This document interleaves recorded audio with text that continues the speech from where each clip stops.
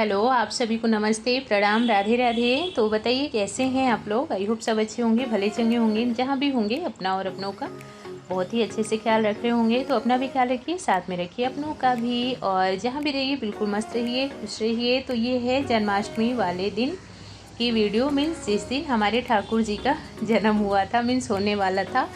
तो उससे पहले की ये सारी तैयारियाँ और सब कुछ खाना वगैरह मेरा रेडी हो चुका था।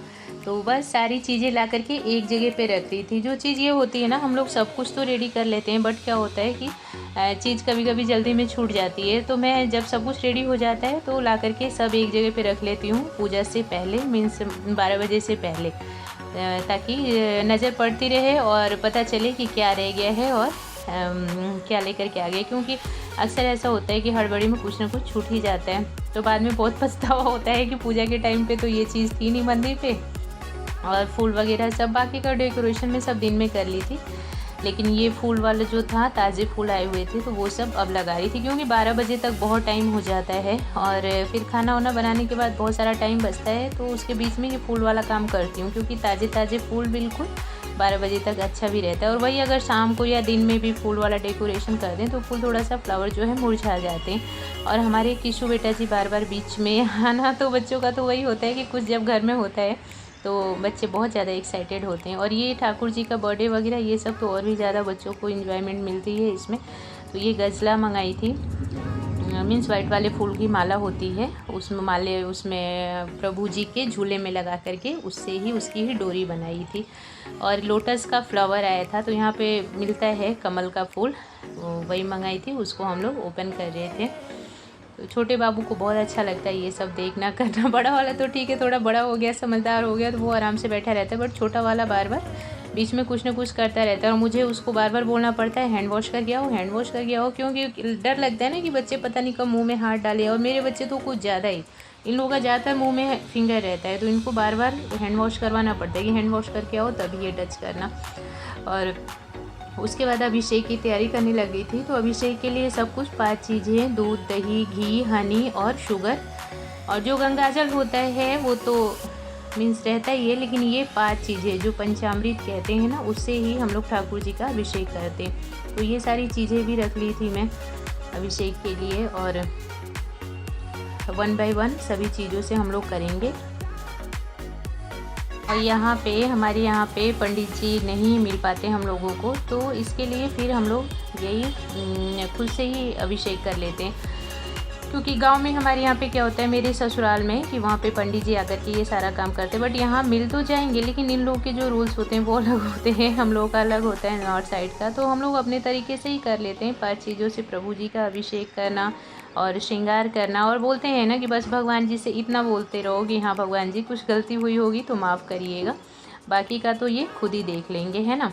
और वैसे भी भगवान जी ने तो कहा ही है कि अनजाने में जो गलती हुई है उसको तो वो लेते नहीं। और प्रभु जी को सब पता है उनसे क्या छिपा और उनको क्या बोलना और क्या बताना, ओनली भाव के भूखे होते हैं। तो हम लोगों को तो जितना आता है, जैसे भी आता है, खुद से कर लेते हैं, क्योंकि यहाँ के पंडित जी लोग का थोड़ा सा रूल वगैरह सब अलग। और हर साल ही हम लोग अपना प्रभु जी का अभिषेक घर से कर लेते हैं। और यहाँ बड़ा बाबू भी कर रहा था, तो इन लोगों को भी अच्छा लगता है करना। और पता है क्या, कोई भी पूजा पाठ की चीज़ हो ना, तो उसमें बच्चों को ज़रूर शामिल करना चाहिए। उससे क्या होता है ना कि बच्चों को भी इन चीज़ों के बारे में पता चलता है। नहीं तो पता चले कि हमने खूब पढ़ा लिखा लिया अपने बच्चों को, और जब बड़े हुए तो कोई मीन्स जो हमारी संस्कृति है उसके बारे में ही नहीं पता।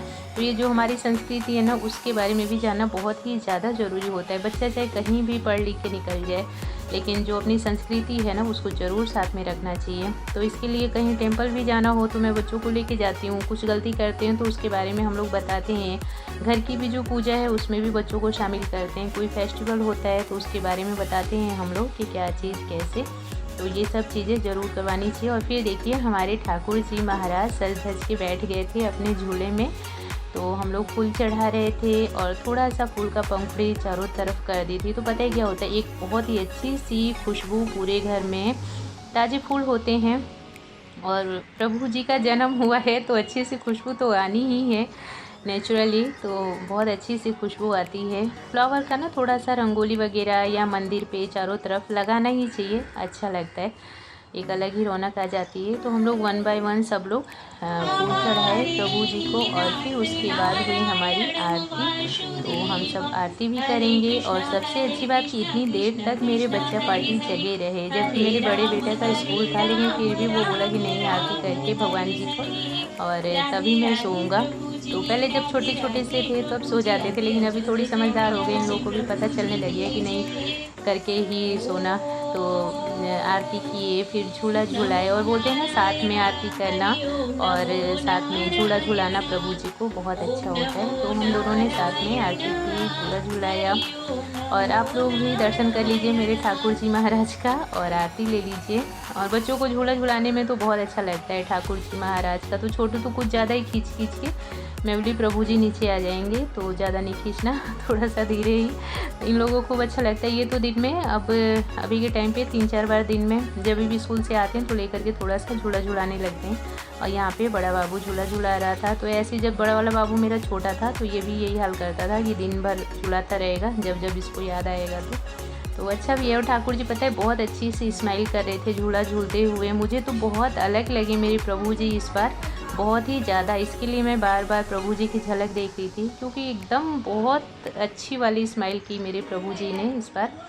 और ये देख लीजिए जो हल्का फुल्का सा मेरा पूरे दिन का डेकोरेशन हुआ, जिसमें पूरा दिन निकल जाता है। कहने के लिए बस यही होता है कि इतना सही, लेकिन करने पे पता चलता है कि पूरा दिन निकल जाता है, पता नहीं ऐसा क्या होता है।